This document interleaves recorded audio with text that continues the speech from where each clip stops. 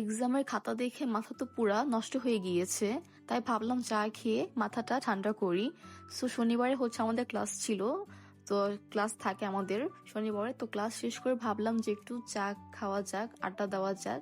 So যেই বলা সেই কাজ, চলে গেলাম চা খেতে। যারা আমার প্রিভিয়াস ভিডিও দেখেছেন তারা জানেন আমি একবার চায়ের ভিডিও শেয়ার করেছি। এটা অন্য আরেকটি জায়গা, simple but good sitting area. পিছনে একদম গ্রামের পুরো একটি দৃশ্য দেখা যাচ্ছে, ভালোই লাগছিল।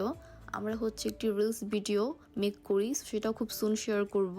We were enjoying T.